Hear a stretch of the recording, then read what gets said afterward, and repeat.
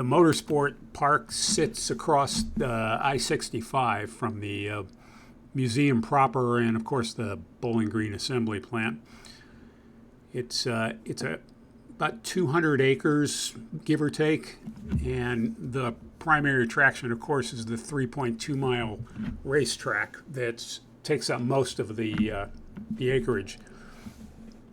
That 3.2-mile racetrack can be split into two parts, but I drove the full course, and there are about 23 turns in that, ranging from these huge sweeping turns that you can do 100 miles an hour on to these little 140-degree, hairpin turns that you can do at about 35 if you're lucky.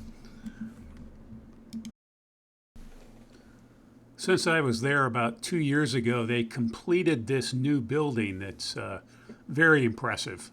It's got a great gift shop, a couple of big seating areas, some memorabilia. They've even got a restaurant in it, and on the top level of it, they have an observation deck that looks over the whole track. Very, very nice improvement to the facilities. Okay, and now on to the important stuff, the track time. They have a whole series of what they call track experiences. You can drive all kinds of high-performance GM cars, including 4 kinds of Corvettes, C8s, C7s, C8 Z06s, and C8 E-Rays. And they supplement those with 450 horsepower Camaros and the Cadillac CT5V, which is a 668 horsepower Cadillac. They also have a drive your own option. More on that later.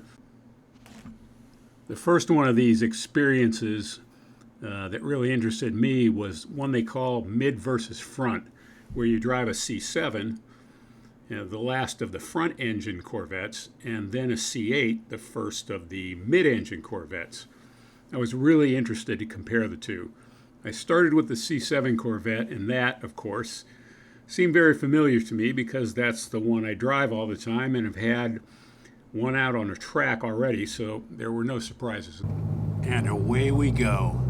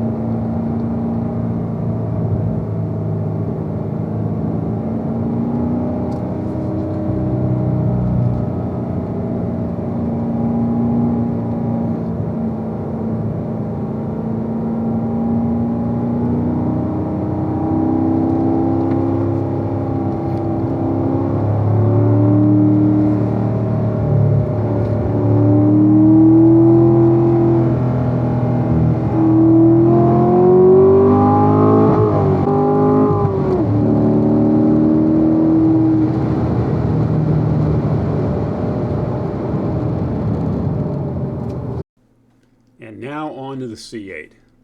The first thing I noticed was the interior seemed much more refined.